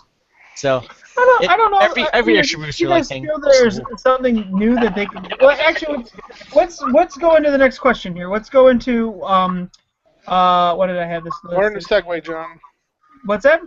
Nothing. What will Bushiroad do for the next year? Yeah, what will Bushiroad do for the next year for the game? That's kind of what we were talking about. Yeah, I know. That's what I want to get right into it now officially as this topic, because we were talking about Buddy Pack. Do you guys feel there's a mechanic that they can add to this game, like dual flags, dual world flags? Honestly, I just focus at this point. I wouldn't get too extreme. I just focus on the buddy mechanic, and I'd make it more of a thing. Right now, Darkness Dragon World is doing that excellently. They're giving a lot of buddy, like if you have this buddy monster drop, they'll hand to hand, so on and so forth. I think they could focus more on the buddy mechanic instead of making an entire new mechanic. Because I feel like the game's a little bit too young. Maybe wait till set 8 or set 9. We give like a new Limit Break. Look at Vanguard. Legion. Vanguard was 1 through 5. It was classic. Vanguard goes fast though. Vanguard goes fast. We don't have all the clans yet. All right. What is the way I want to word this? What is something Bushiroad can do next year to improve upon this last year? Let's start with Joel. Also the other major. Well, besides the obvious introduction of Hero Roll, which needs to happen already, I need my giant robots. I'd really just prefer to see Bushiroad just do more events, have more people qualify for Worlds next year, because only 4 people is kind of silly. And in terms of stats, just Did he live? He's been dropping a bit, so I don't know if he lost him or not. Oh my God, did he turn his head to the right? Oh God, I think he did. I think he did. Oh my God. All right, we'll go. left. Joel, if you can hear us, we'll come back to you when you get back on. We'll go to Mike and John, guys. How do you feel like what can Bushiroad do next year that's different from? Oh wait, there's Joel. Joel, you cut out from us.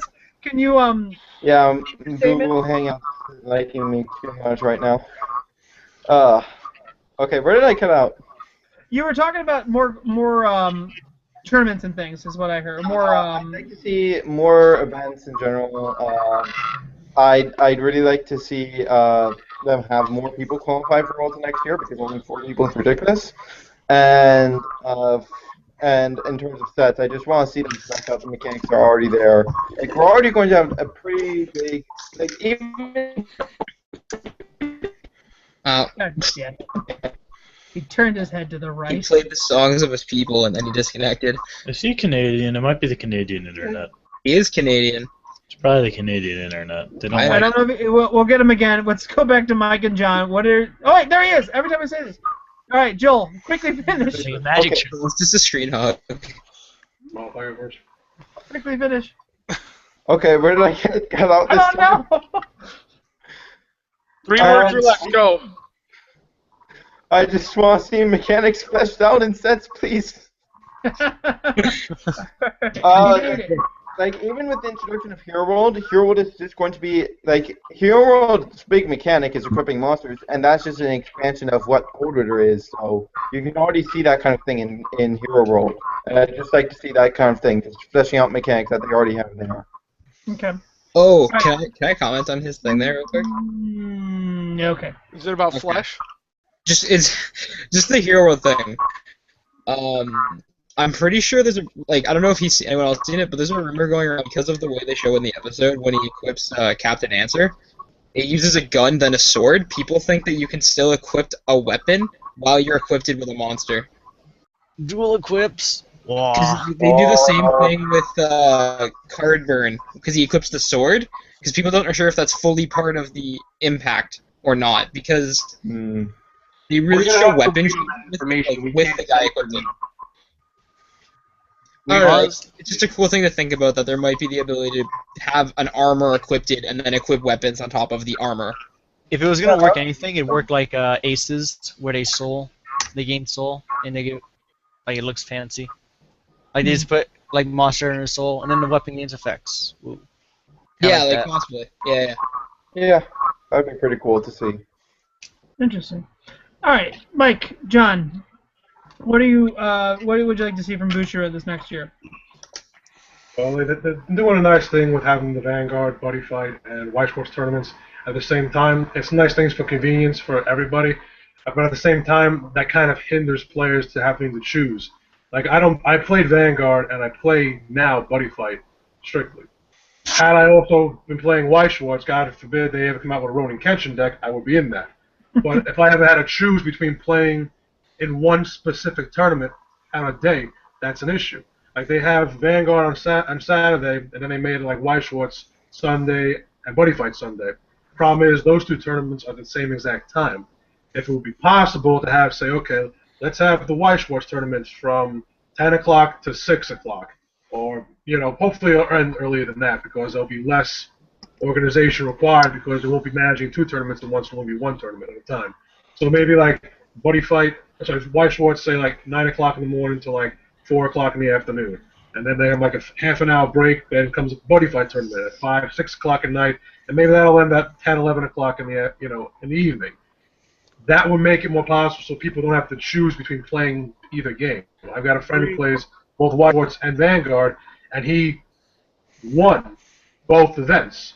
Problem was he could only play at one of the higher level tournaments, so he had to choose. So he had to pass his first place to one of the other contenders. I forget which game it was. I think it was he gave up White Schwartz. So it's just a minor inconvenience that can make a big impact on players, because you might like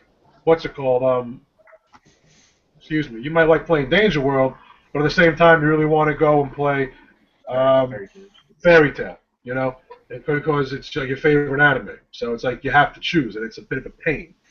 It's a nice convenience thing overall for players who come from all around to play, but it does at the same time hinder people from having to choose a game to play. And it sucks when you invest in both games.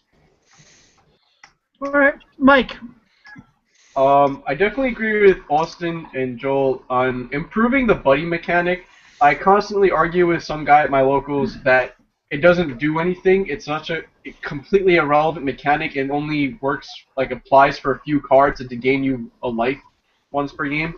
So I would definitely like to see more of that. Like, it was great seeing, I forget the card. It's Durandal? What was it? The weapon? Durandal, yeah. So that was definitely a cool thing to mess with the buddy mechanic. But I definitely think they need to make it more of an integral part of the game. Like, it's the game's namesake, buddy fight. What does your buddy do? He gives me a life. Like, Go get a life. He's telling you something. yeah. Go get a life. I definitely think they should expand on the buddy mechanic. So that would definitely be something cool. Definitely supporting worlds more evenly. Like, I think we need to take Dragon World out of one set and let other worlds get some things. Stuff like that. As well as, yeah, pretty much just improving the mechanics. Maybe getting, like, a solidified judge test for people interested in judging. Maybe some, and maybe some more shop promotions, getting people to do things. Like, it was really cool. Like, Japan has, like, the people that for the Darkness campaign. Maybe they send out one special trial deck for, to each shop who registers, and the shop chooses one person to be the Dark Man, and play everybody. Gotta be very careful using that Dark Man thing. Yeah. So, I think more shop promotions would be good. Something, whether it be stand-up cups or special events like the Darkness Invasion. I think they need shop things, the buddy mechanic, and yeah, more diverse support. Okay. Mike from Canada. I'm still thinking about how I want to phrase it, but I guess I'll try. Obviously, tournaments are a big thing that needs to be fixed. Obviously, Busher is a company that can't afford to, at this stage, do the Yu-Gi-Oh! Magic thing. There can't be tournaments every couple months. Well, that's just bullshit, you would say. But why? Why can't they do that? I mean, like, they host these big ones. Why not host a lot of little ones? Like, I just feel like the big thing is because they're hosting 3 games at once, so they always have to buy an event for 2 days. Is a big. But no one is telling them that they have. Why not actually do, like, Buddy Fight in the spring, Vanguard in the summer, and Wise in the winter? Like, why do? I mean, like, I understand why they do it from the respect that of playing all 3 at once, but it's like, I feel like if they focused on one game, they would have bigger turnouts. As of now, I think it's a fine point to do, because at least they're getting their Vanguard players to take notice of Weiss Schwartz and Buddy Fight in a way. So it's a little bit smart. Honestly, I feel like it does the opposite just from the Vanguard players I know, because the Vanguard players I know get upset about the fact, not Buddy Fight as much, they have respect for Buddy Fight, but Weiss Schwartz, I don't know anyone who overly likes it, but a lot of people I know just, it's like, they're taking away the ability to have tournament support for Vanguard and Buddy Fight, which are clearly the 2 better games, and I'll argue that to death. Weiss Schwartz has maybe 4 people turn out whenever I see it compared to Buddy Fight. Weiss Schwartz has its own game. It is like the black sheep of the. Exactly, it's completely different. People who play it exclusively. Joel, go ahead. On that subject, though, Weiss Schwartz had 3 times the amount of people as Buddy Fight at Toronto. Yeah, well, to be fair, I can vouch for why, because I had at least 10 friends that went to Weiss Schwartz because they wanted the Fairy Tale mat. Kind of skewed the numbers, but oh boy. Yeah. But I feel like just a big thing is like Yu-Gi-Oh gets a lot of money because they give you product for entering. Magic, same thing. Just here's some product. It doesn't cost them money to give it away, but it gets money back in to pay for the event and stuff. Well, the one thing that also Magic and Yu-Gi-Oh do, they give mats that are exclusive and like incentive to try to win. I mean, like Buddy Fight, Bushiroad has this whole stigma where they do not want any of their product to ever be a secondhand market item. Like if you notice, they do not want to give you something that you can resell that everyone else does not have. Like, it is a fair playing field for everyone, which I hate. Like, No, what they do instead is they fly you to any event that you top in first place. they should give you guys a top 8 mat, hands down. You should just get like an exclusive. Yeah, because it's only the first 2 people, the first 2 finishers or whatever, get anything. All the rest of the top 8 says, "Thanks for showing up."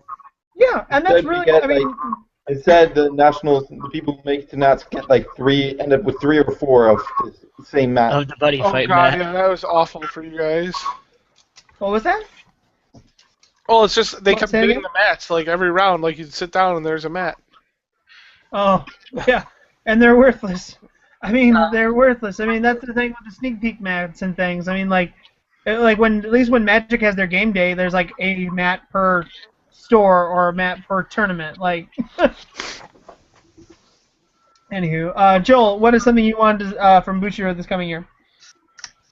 I should have turned this into a Christmas question. I should. What do you want from Bucci Santa? Didn't he already answered this question. He was the first. Oh, we did. I'm sorry. I'm sorry, Jason. What is something? I got ahead of myself. No, I want to agree with John Muir that doing. I think Weischwartz and Buddy Fight, with the amount of people that show up to the events, they could afford to do them one after the other and get better participation out of it, because let's say you go and play in your Buddy Fight event, it's only 4. It was like only 4 rounds in Tennessee, I think. I mean, after that 4th round, if you're not in the top 8, go play go sign up for Weischwartz and play in the Weischwartz tournament. Yeah. Spread the love around for the game, because everyone can participate in Vanguard, their flagship game, on day 1. But then, day 2, if you're a huge Bushiroad fan and you've invested money in all 3 games, now you're stuck with a choice. And that could be a hard choice for people to make. Yeah. So I think that's the biggest thing. I would super agree with that. And I'd like to see that happen. I think that would be awesome. And I think with the numbers that they're pulling in for the games right now, like in Tennessee, there were only 28, there's less than 30 people for Buddy Fight, and less than, I think there were maybe 30 people for Weischwartz. I mean, maybe a little more. Yeah, in Greece, that guy could have easily went and played in Weischwartz right afterwards. Sits down, yes. Sits down, you're champion, and then, I'm going to go play Weischwartz now. Yeah. What if I qualify for that, too? Maybe he could have qualified for both. Who knows? Maybe he was the only person in the whole thing. Continue. I'll mention it after. No, I that's all I Okay. Personally, I agree with that statement, and for myself, I'd like them, like I said, I'd like them to do something for new player growth. Like, if the Buddy Rare pack is what's their version of doing something for new player growth, great, I hope it works. If not, I hope they do something else to bring new players to the game. I mean, everyone's getting, at least for me personally, I know we're going to be talking about Vanguard here for 10 seconds, but I'm actually getting excited about the new Vanguard stuff that's coming out. Like, all the new mechanics and everything, it's reinventing the game for me. It's kind of getting me excited to play Vanguard again. I'll tell you, I have not been that excited to play Vanguard. I've liked Buddy Fight. I still like Buddy Fight a lot. His exact words were, "I'm going to play Kaijudo, screw Vanguard." Look how that happened. That didn't work out too well for me. Hey, at least I made it to Seattle and played it with fun, and I enjoyed my time there. And you put your money on the wrong horse. Yeah, I'm glad. I'm glad Buddy Fight's still here for me, and I can play it. I'd like Buddy Fight to be here a year from now. I'd like it to be here, 5 years from now. But they're seriously going to have to do something in order for that to happen, and that's what I'd like them to do. Whatever that magical formula is that they have to figure out and do for this game, or to support all 3 games. That's Bushiroad's other big problem, in my opinion, is they have 3 feelers out in the market that they have to try to make these games work. And where Yu-Gi-Oh! And Magic, they're only focused on one thing and one thing only. But at least now, Wizards only focused on now that they dropped Kaijudo. But they need to make make them work. I want to see them succeed. So All right, Blake. The original plan was in case 2 of these games suck, one of them might rock. Yeah, exactly. It's like, we'll put 3 things out there. One of them has to be good. Yeah. You know, Blake, now what is Forza your... Will coming out? And What do you Dragon want Ball to see Z. from... Buddy Fight's a What- good one. Go Let's ahead. hope so. You like this random game where luck stacking matters? No? How about the game with the waifus? You like waifus? They your thing? You got your anime waifus. That's not your thing either? How about a Magic? Like a really close to Magic clone that's really simplified for kids. Yeah? Good. There you go. All right, Blake, what do you want from Bushi Santa this next year? He's quiet. Did I lose him? No, You he's hear us, there. Blake? Yeah, mute. Yep, muted myself. Anyway, As it are we should. talking Bushi Road in general or just Buddy Fight? Buddy fight. Buddy Fight. What do you want What do you John want- to get you this year? Whatever. What can I squeeze out of John this year? He's wearing my present right now. Yeah, right. These are I available want- from the gift shop for $1 or $19.95 for shipping and handling. I want Katana World stuff. SP Tsukikage's. Yes. Well, you're No, we technically have get- SP Tsuchikage stuff. Yeah, you're technically getting that. I mean, we know that something's coming. Something powerful is coming. I want like an OP card. Okay. Play and Dungeon World. They have I- 5,000 of them. This is the one I've been looking most forward to because I can tell he's like a little wind-up rabbit right now. Austin, what do you want from Bushi Santa this coming year? Buddy gosh, Road, not let's much see. actually. I was just thinking. Well, one thing I can actually see Bush Road doing is we're going to a buddy fight thing where it's now team tournaments. So I could very, very well see a potential idea of a team tournament, as in like a 3-person, kind of like team tournaments for Vanguard. The only difficulty is since buddy fight's such a short player base, we'd only have like 16 to 20 teams at best. So it's like, Hey, we have 4 people going to our worlds, so I don't. Yeah. Think, I don't think that's a bad thing. yeah. Buddy mechanic already been stated. Gosh, I would really like to see the tournament being restructured. I don't mind if they're on the same weekend. I don't mind. I'd rather they do it. However, they do a best out of 3 out of Vanguard. Is the first and foremost thing. Best out of 3 from Vanguard. They expand into a 2-day event, and then later on in that second day, let's say Weiss starts along with Vanguard after the top 64 or top 32 or whatever, and later on we start a buddy fight because the second day events they end super quickly, and it's a Sunday, so it's understandable if they end really quickly. But I guess I don't know. I feel like they could expand Vanguard into a 2-day event, and then they start Weiss and Buddy Fight at different times on the second day, so a player gets a chance to play all 3 events. And especially for, I know a lot of times this is actually the reason why a lot of people don't like playing Buddy Fight competitively is I have a bunch of friends who are like, oh, I want to play Buddy Fight, but same time as Weiss, and I feel more comfortable playing Weiss, or oh, I already qualified for Vanguard, what's the point of playing Buddy Fight, so on and so forth. It's like, well, yeah, it is a tough case to make.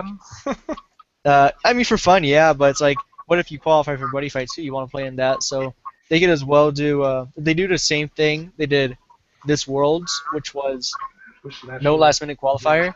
They could easily do Vanguard on a Saturday, and on Sunday do Buddy Fight in Weiss. Like, there's a lot of potential. I would just like to see them mix up the tournament schedules and make it accessible for every player to play every game. Because I personally play all 3 games, and Vanguard's drawing me back in a bit. I'll admit, if it gets 2 out of 3, I'll be like, yeah, it's pretty cool. But if I let's say I somehow topped Vanguard by being Super Sack, and then I topped Buddy Fight, well, I'd always choose Buddy Fight, but I'd be sad I can't choose Vanguard as well. So I feel like they should restructure tournaments. If you're gonna have 3 games, might as well make it so you can play all 3 games and try to win them all. That's my opinion on tournament-wise. Okay. A biggest thing that I want, I feel, and I've said this again multiple times, is the shop qualifier concept back. I think that in so many levels helps the player base. It helps the shops, the locals. It makes them want to actually promote the games. I just think there's so much potential there for doing it at a local level like that, and that Bushi Road. It's hard for them to throw these big events together. I feel like it's like you do only a couple of them. your staffing, your judging, your ability to get people in, the draws, it's just so much. If you do these local little things for shops and then have one big regional of your champions, I think it's so much easier and more and easier for them in the long run. So I'm not saying stand-up cup concept, or stand-up cup, but I definitely feel that's something they need to Honestly, I can agree with your stand-up cup idea. The more I thought about it, the more I'm like, yeah, stand-up cup doesn't sound like a bad idea. However, there's no possible way for them to do a team tournament of any single game as a stand-up cup version. I say this because I look at teams. I remember teams from last year, and if you have three people each playing at a tournament, there's only be like 3 or 4 teams out local. I remember we have multiple shop tournaments for a team league like we did last time for the Queen's Mary. For my team, at least we had the tournament that I went to. There was at least 3 people there, and I was like, or 3 teams. So it was pretty much 2 rounds. Cut the top 2, and then you both got your invite. It's like, oh, okay. So I feel like they could do a single big, like, let's say for myself, Arizona, one giant Arizona team tournament, or one giant Arizona stand-up cup for Buddy Fight, Weiss, and Vanguard, and then they can do their whatever invites for top 2, or second place gets invite, first place gets travel expenses, whatever. The thing with Team League, and I was really disappointed with them this last year, was that they did them only at the conventions. That is what I think really sucked. I mean, like, they took us from Chicago to Ohio.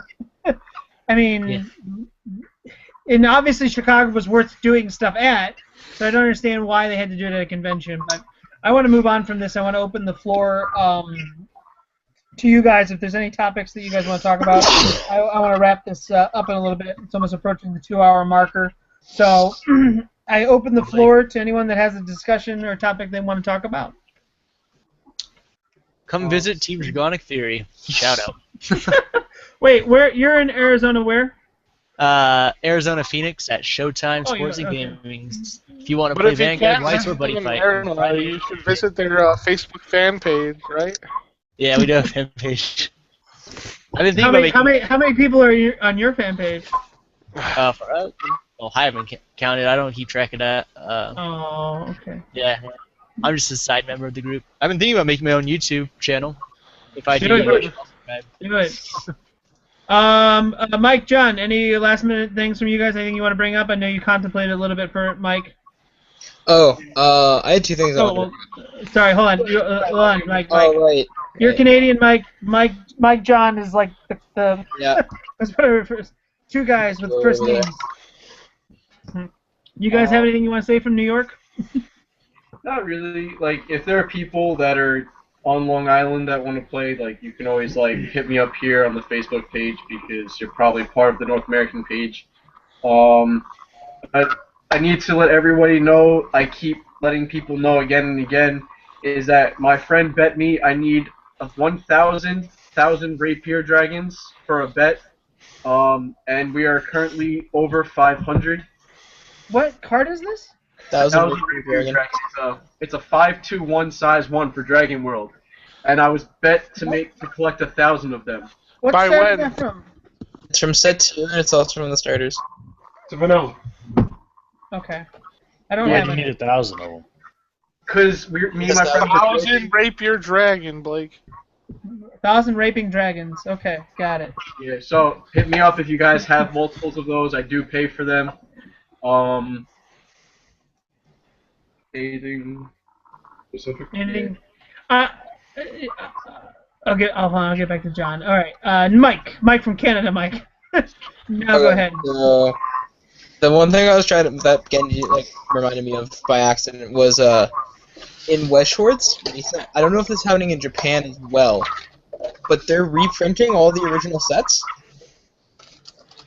Madoka, Sword Art, and Fate Zero are all getting reprinted again in English. The full set is coming out again.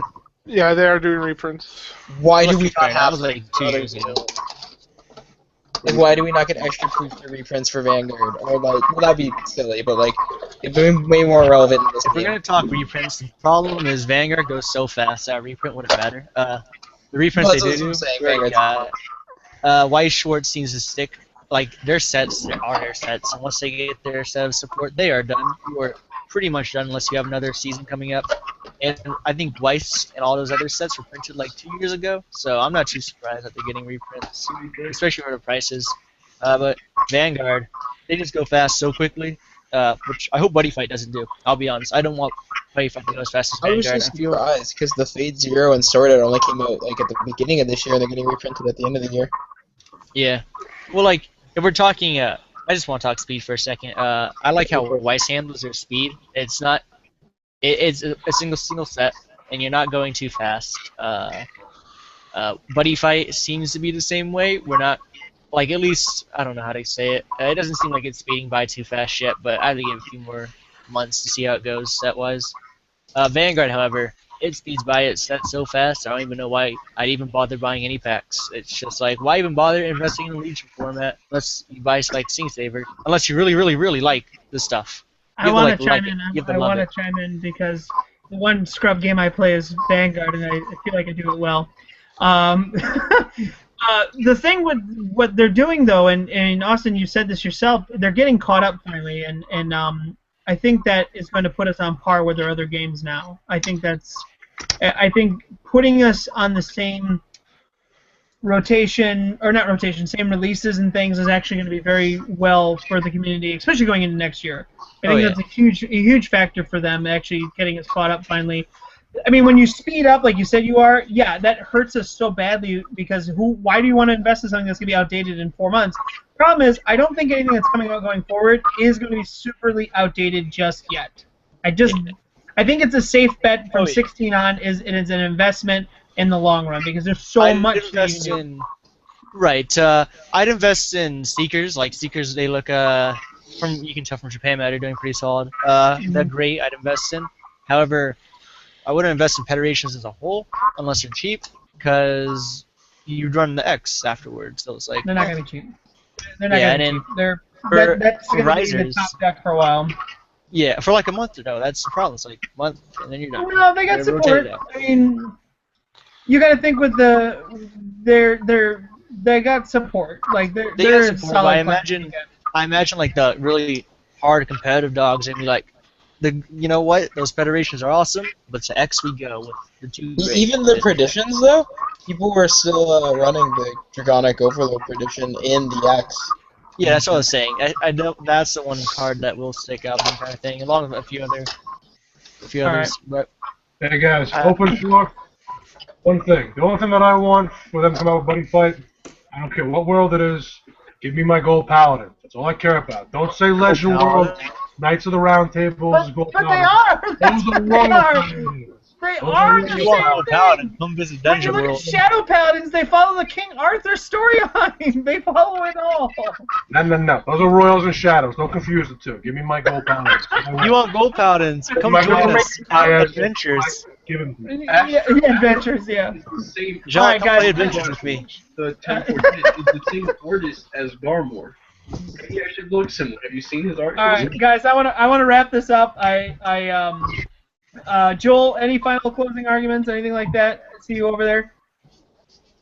Did I lose him again? Did he turn his head to the right? Yeah, I can take my games.